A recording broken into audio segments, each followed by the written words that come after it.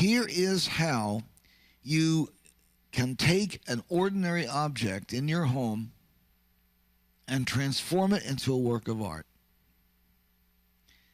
It can be consumable, but it mustn't be perishable or noticeably so.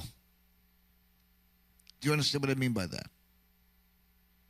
Like a chunk of ice is perishable. Okay? Let's say a pound of chopped beef in a brown butcher bag is perishable. Don't paint on that. Okay? So something that's perishable, noticeably perishable, is not a candidate.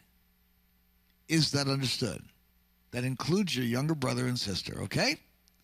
So I anticipate everything here. 6-year-old, 7-year-old, hey, I could, no, that doesn't count now. So parents, no.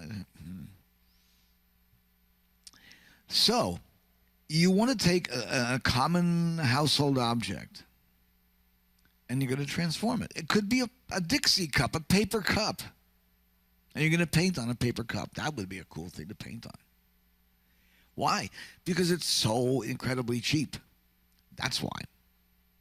It's so incredibly cheap. And it could be incredibly interesting because it's a strange shape for a painting, right? Huh? Yes? Okay. So what kind of painting would you put on this Dixie cup?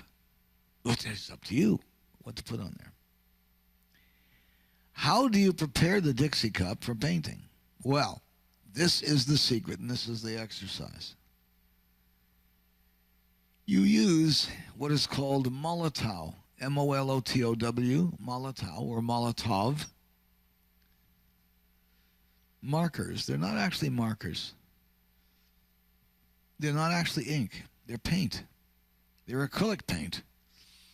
They're weatherproof acrylic paint. Indoor-outdoor acrylic paint. Good, strong acrylic paint. Now, does it mush? Yeah, when it's still damp, when it's still wet, it does. Once it's dry, it behaves like any other acrylic paint. If you really want to put this thing in outdoors anywhere, you're going to have to take care of the entire product in terms of the rain damage because it can seep in from the back. Why you'd want to put a work of art out in the rain, I don't know.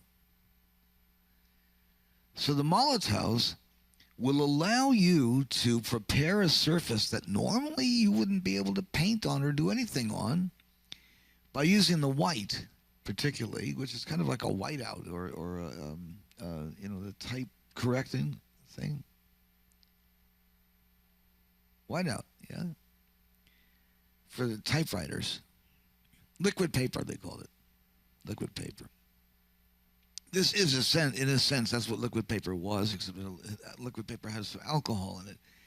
The reason I know about this is because Mike Nesmith actually told me the formula, told me his mother's secret for the formula. His mom invented liquid paper.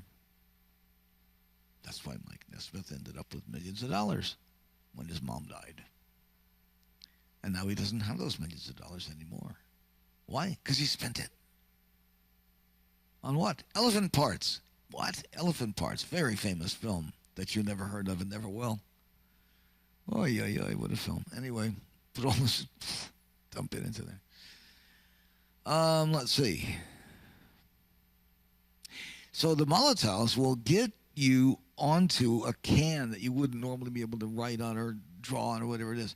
But don't expect this stuff to work on glass. It will not work on glass. Glass is a special thing all its own. And there are glass glazes that you can use, but they'll come off unless you actually infuse it into the glass, which I don't recommend. So I'll be restoring my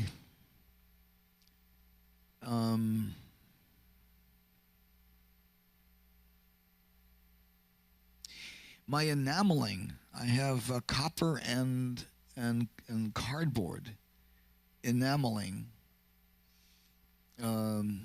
material and supplies and lots of equipment.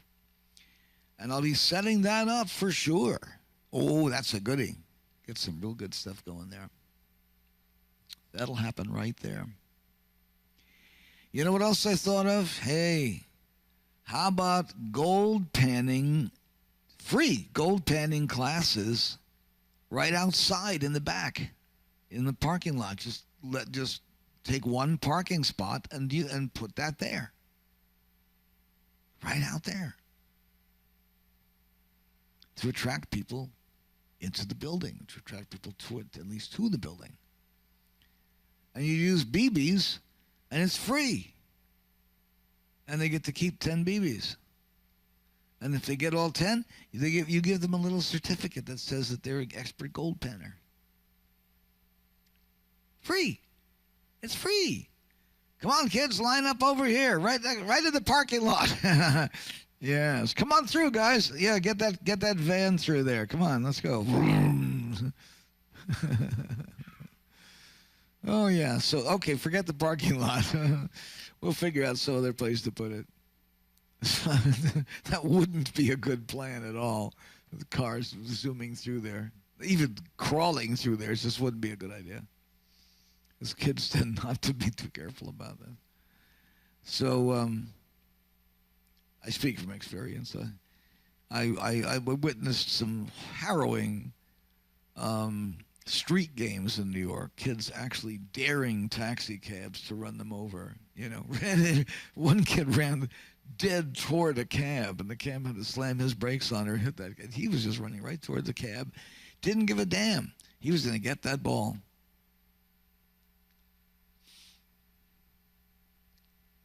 Even if it cost him his life. It didn't. Yeah. He ran into the cab, but the cab did not run into him. And he did keep the ball. He got the ball. He snapped the ball out. Then the cab driver and he started a conversation, which I could have recorded. I did record, actually, but it's not something available to you. The conversation went something like, roar! You know, kind of like that, like bull roaring.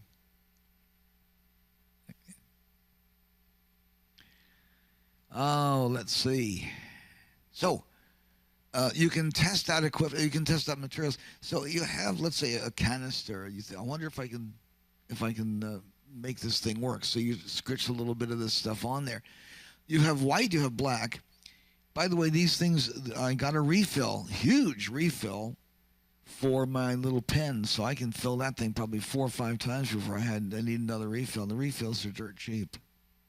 So I really strongly recommend you consider the refills. Oh, what a good plan. And they have 4 colors that are black light sensitive, and I'm doing a whole bunch of black light sensitive Matchbox pieces. And I'm doing some snow scenes on matchboxes. That's fun. I leave the matchbox as the red of the barn or house, so you can see the actual matchbox underneath, and I use that, you know, as detail. Kind of fun to do that. I have night scenes with stars. I have guardian angels and soul. Oh, if you want a soul portrait, those things are. I can ship those out to you. I'm going to make stuff like that available from me for. I was going to